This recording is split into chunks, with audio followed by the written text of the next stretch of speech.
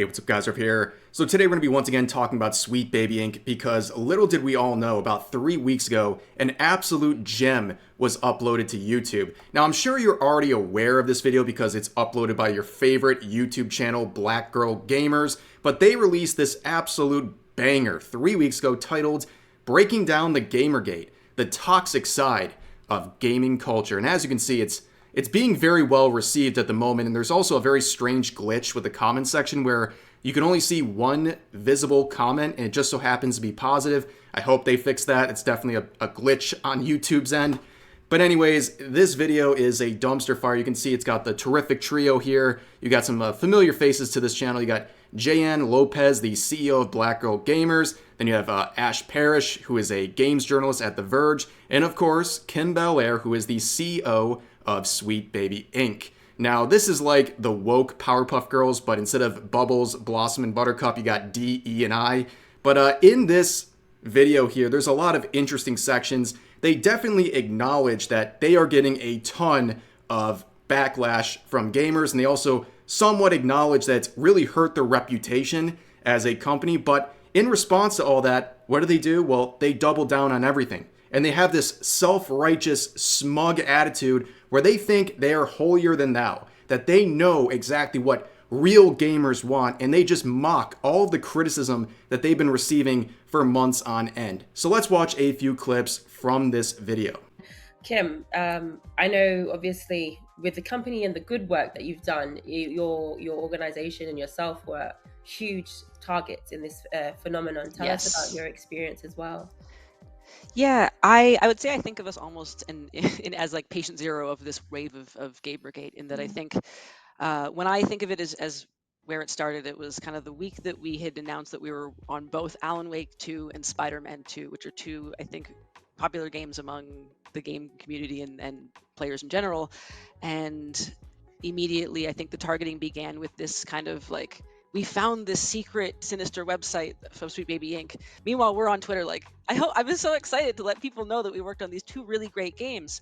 So to start off, Kim makes this impression that Sweet Baby is just this wholesome Chungus company who just wants to exist on the internet and spread joy, which, by the way, no one's even seeing because all of their accounts are in hiding, and they've been like this even before the criticism of Sweet Baby really ramped up in February. They were already private before all of that happened. But a lot of people focus on the social media activities of Sweet Baby Inc. because their employees are psychopaths. You have Chris Kindred, who started this whole thing because of their attempt to incite a harassment campaign and a false report campaign against Cabrutus for starting Sweet Baby Inc. Detected. That's what drew a lot of attention to the social media accounts of these Sweet Baby employees. And also people like this who work at Sweet Baby who say some very out-of-pocket stuff, especially concerning when this is a company that focuses on inclusion and being wholesome chungus to each other. And this is the type of stuff they're saying on their own social media accounts. It's crazy.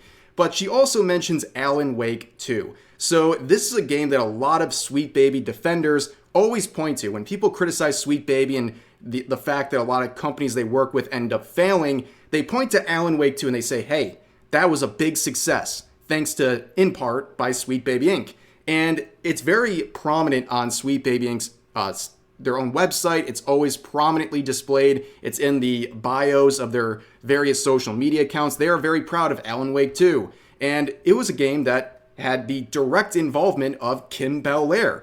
And eventually, when the tide started to turn in February and March, the team over at Alan Wake 2 tried to disavow any involvement from Sweet Baby, which, of course, it was too little too late. People already found the receipts of them interacting and collaborating with Sweet Baby, and in particular, the CEO herself. And as I was discussing earlier, people have pointed to Alan Wake 2 not only as a high-quality game that Sweet Baby Inc. was a part of, but also as a financial success. But recently we learned that Alan Wake 2 hasn't even generated a profit for the studio who made it. They haven't even made a single cent. They have not made enough sales yet to pay back Epic Games and their investment into Alan Wake 2. So they haven't even made a dime, despite selling over 1 million copies. This was reported in February, where they proudly displayed or shared to the public that they've sold over 1 million copies. However, since February, they have not shared any information.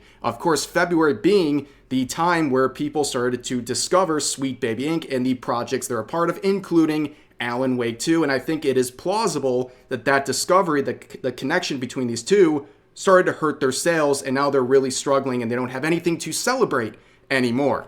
But anyways, there's another story here. Recently, I guess the frustrations have been boiling over, where the game's senior community manager is calling people bigots now, and that's a whole nother story for another day. But let's continue on with the video.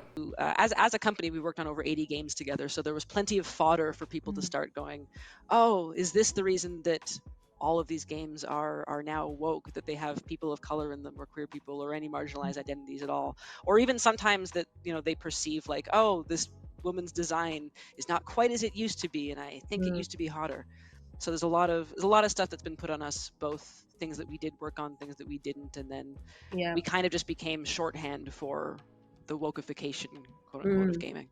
So there you see Kim actually use the term wokeify. They're wokifying games, which is exactly what they're doing. Everyone knows that. They are now associated with a woke agenda. So everything that they work with, every project, every game, is now going to be considered woke. And that's a pretty bad thing these days, because woke games are failing extremely hard. Just look at the last couple of weeks with Dustborn and Concord. But she also mentions that there's 80 games they've been a part of, which just tells people, oh, you got to do more research and find these other connections.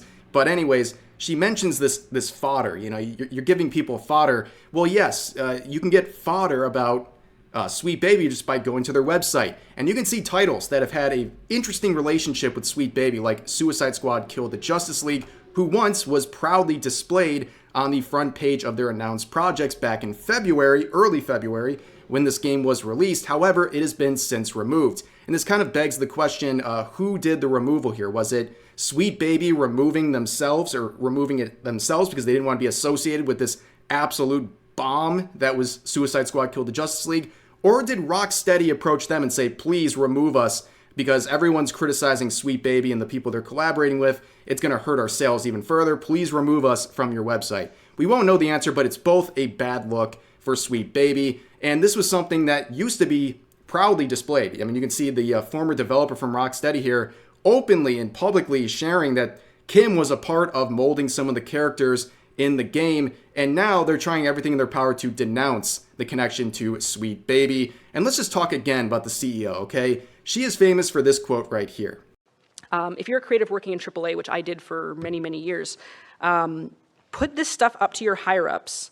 And if they don't see the value in what you're asking for when you ask for consultants, when you ask for research, go have a coffee with your marketing team and just terrify them with the possibility of what's going to happen if they don't give you what you want. Yeah, this is a quote that's always going to be attached to her name. Basically, approach your bosses and scare them with the threat of cancel culture if they don't work with people like Sweet Baby. Now, here is what the fear of cancel culture looks like. This is Rocksteady's official Twitter account. And no, this was not taken during Pride Month. This was taken during September of 2024. This is what their account looks like. Are you selling me games or a political agenda? It's literally ridiculous that an account would look like this for a company that people look to buy games from. That's all. They don't want a political agenda. No one cares. Do it on your own personal accounts and not on the official account of your business. It is literally the burgers meme. They are literally the burgers meme. It's actually mind-blowing. But anyways, it's been recently announced that Rocksteady is going to do a big round of layoffs because of the poor performance of Suicide Squad Kill the Justice League. And as always, it looks like the executives won't be touched by any of this. But that's pretty standard these days, unfortunately. Ashley, how can gamers discern the difference when it comes to consuming mis or disinformation around people and companies when it comes to Gamergate? How can people discern the two? So what you want to do is you always want to consider your source. You can get your opinions, you can get your hot takes, you can get your video game reviews from wherever you want, I don't care. But when you are consuming news, like what is happening in the gaming world, consider your source and always consider reliable sources. Your reliable sources are going to be like your big, tentpole legacy media kind of places. I work for The Verge, which is a vertical of Vox Media. There's Polygon, there's IGN, there's GameSpot, there's all these different legacy video game websites that have been around for a very long time that have a vested interest in making sure that the things that they share with you, the things that they write, are up to journalistic standards. So right there you just heard from Ash Parrish. She is a reporter at The Verge, and she goes on to talk about how we need to look at reliable sources. Gamers are not getting these reliable sources, and then she provides various reliable sources according to her. But let's begin with her, right? So she was one of the initial journalists to cover the ongoing Gamergate situation back in February and March when people were criticizing Sweet Baby Inc. And in her coverage, her very biased coverage, she doesn't even mention how all of that started. She didn't even mention the harassment and reporting campaign started by Chris Kindred, the employee at Sweet Baby Inc. It's not even mentioned at all. It's critically important for context as to why all this happened, but it was intentionally left out because it would make her friends in the industry look bad. And again, she also labeled another reliable source as IGN. IGN, who's been under fire the last couple of months for their various hit pieces on Game Science, the development team behind Black Myth Wukong, where they made an article using mistranslations to try to paint the developers as sexist. And of course, that unreliable source is used by Ash Parrish in her recent article about Black Myth Wukong, where she calls the game mediocre. And in that same article, she would of course cite those IGN hit pieces on Game Science. Not surprising at all, but that's the kind of reliable sources we deal with in games journalism. Go ahead. And I will say, as loud and as demoralizing and as, messed up as this whole thing is, this is actually a really, really, really, really small part of gaming as a whole. Yes. It's a very terminally online problem. If you are not terminally online and you are a gamer, if you're even your average gamer, your most average gamer, which is probably like a 13-year-old boy or girl who plays Roblox, they have no idea this is going on. Even the grown adults who pay money, who buy their like one game a year, they have no idea what's going on. Even if they are online, this is just something that does not affect the regular rank and file gamer. So I don't want people to think that this is like a common problem or this is a big problem or like all these people like have really this the much opinion, hate. Yeah, it's just not that big of a problem at all. It gets amplified because it's a really small population and they have extremely loud voices, but your average gamer does not know about this and they do not give a shit about it. So at least at the end of the day, that's what you can take away and feel better about it, despite the fact that we are all mired in this mess that we have to interact with on a daily basis or whatever. Like, it's really outside of that, nah, this is not a thing that doesn't even register.